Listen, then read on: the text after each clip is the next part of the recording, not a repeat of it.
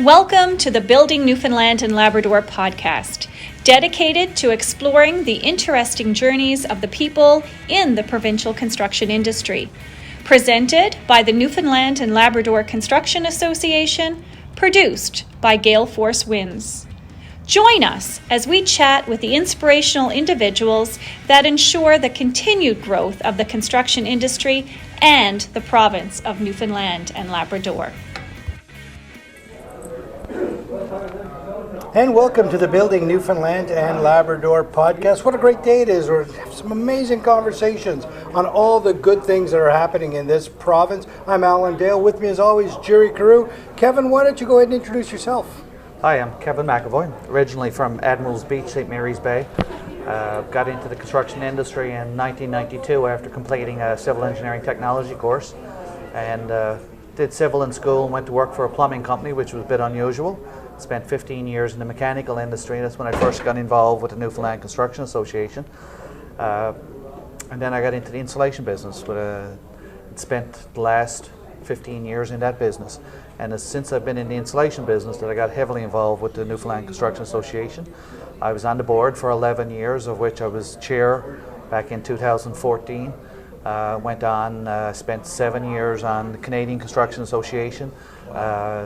5 of them were on the executive, and I'm also involved for the last 14 years with the Newfoundland Construction Labour Relations Association. I'm currently the vice chair for that, and they represent the union contractors on negotiating contracts with the Building Trades Council.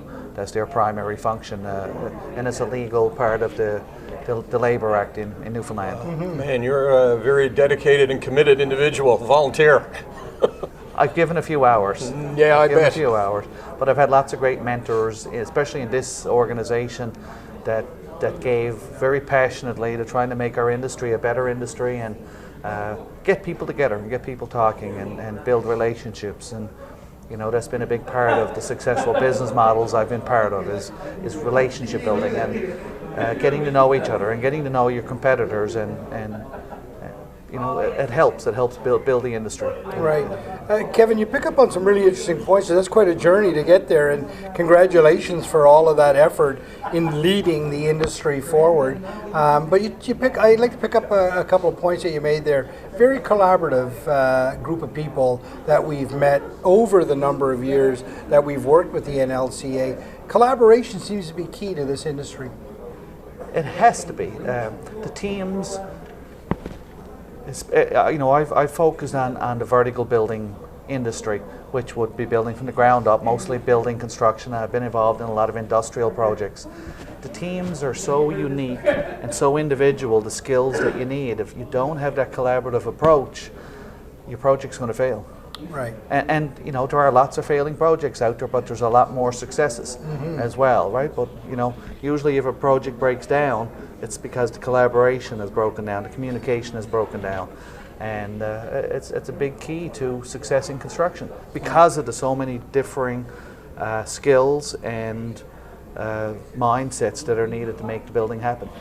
Yeah, and listen, great things happening in this province right now. We heard some great conversations this morning around, green energy being produced and how that impacts the construction association. I mean, they're talking about some serious infrastructure on the shore out on the west coast of Newfoundland. That's got to be great news for people in the construction association. It's great news for everybody in the construction industry because the spin-offs alone. Right now, I don't know if we have a tool to measure those spin-offs. I know in the oil and gas industry, they know how to measure the spin-offs right now because they've been doing it for so long. Right. And they have that actual measurement, and it's huge. It's huge to a number of sectors, even your hotel businesses, your catering businesses, your taxis, just transportation of goods, manufacturing, sales.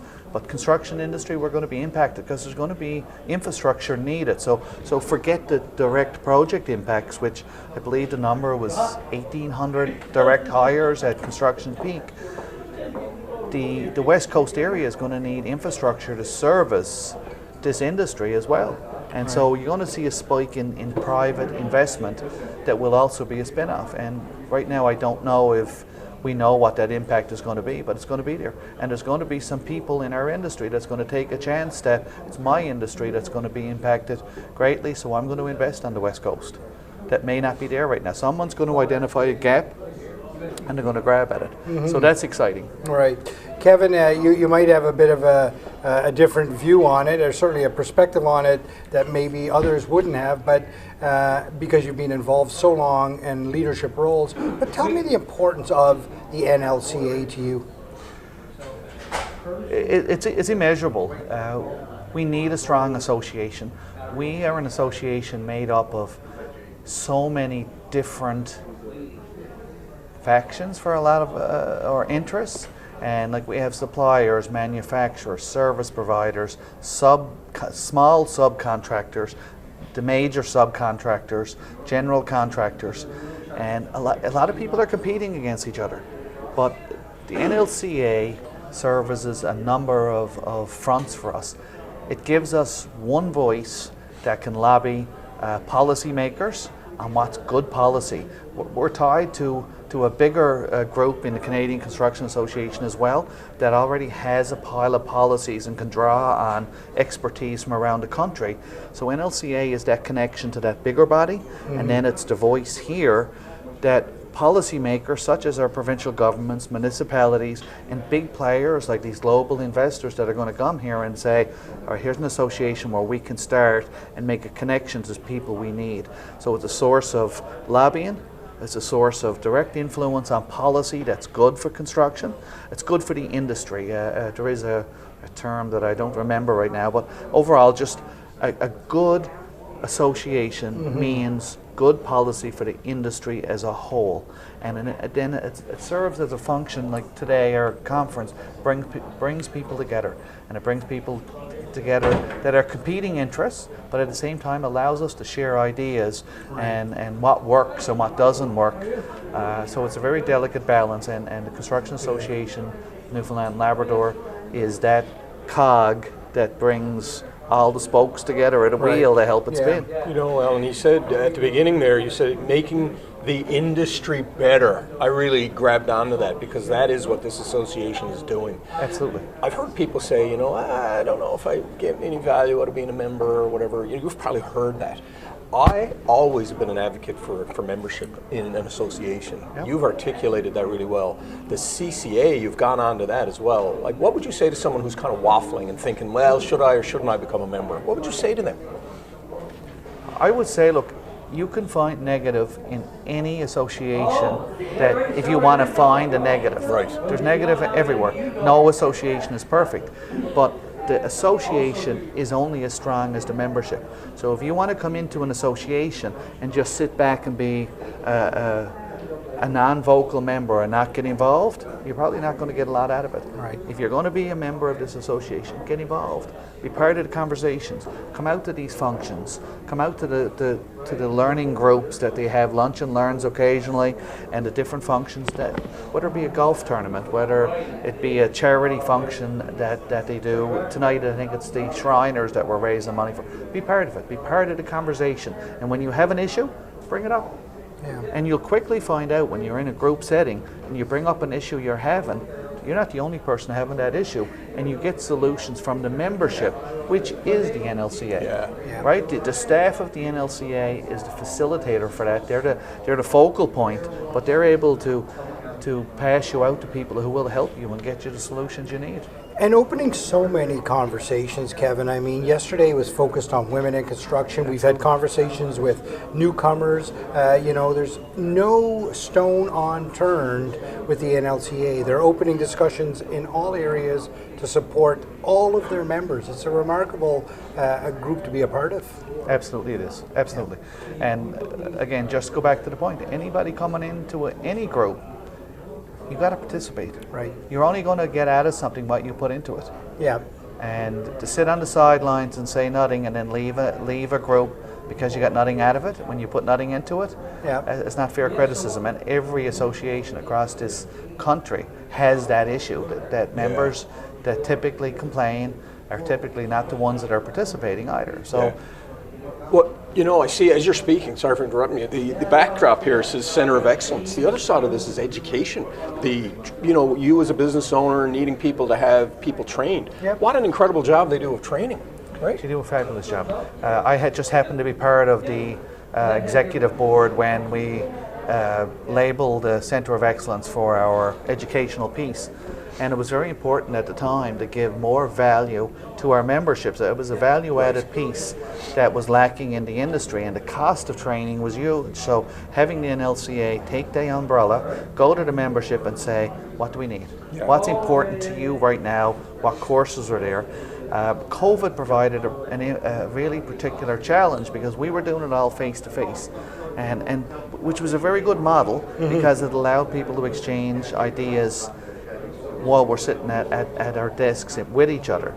But that also had a negative point because it took people away from their offices where there was a lot of pressure. Like in this construction industry, we have pressure to perform on time, quality, and cost. Right. Yeah. It's very impossible to get all three of them at the Yes, same right, time. yeah, exactly, Right, yeah. but COVID presented a challenge that this association really stepped up to, and our online training model has expanded tremendously.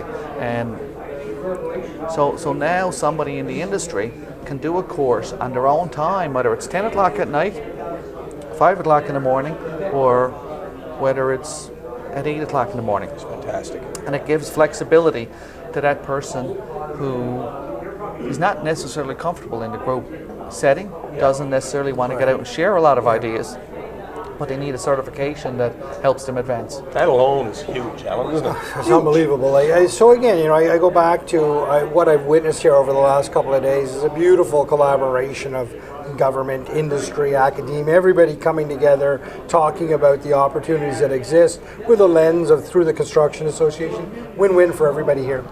Absolutely it is. It's a huge win. Anytime you exchange ideas, today I might not get anything out of the presentations today, but tomorrow I might get one little item. Right. And if that helps the business model that I work under, it's a success. 100%. Right? Somebody today might hear something I'm saying and contact me 2 or 3 weeks from now, Right. which will make a lead. Managing expectations of the members is very important as well. And functions like these, you need to manage those expectations on what you expect to get out of a function like this. For me, coming here where I've been involved so long, it was really just good to get out face to face again and see some people I haven't seen in years. And coming here last night, it was I didn't know who I was going to see because we've gotten out of face to face stuff, and I was pretty happy with the end result. We got back into our rhythm of Pretty quickly. of laughing, of sharing a story, of asking. Look, I'm having trouble here on this project. What are you guys finding on this on this similar situation? So that happened very quickly. Like we just got back in as if we never missed a beat, and it was good. It was good to see. Well, Kevin, that was a great conversation. Thank you very much for learning a little bit about you and the impact that you've had personally on the NLCA and the importance of the NLCA. We certainly appreciate your conversation, and I hope you enjoy the rest of the show. Great. Thank you very much. Thank you for tuning in to the Building Newfoundland and Labrador podcast, presented by the Newfoundland and Labrador Construction Association, produced by Gale Force Winds.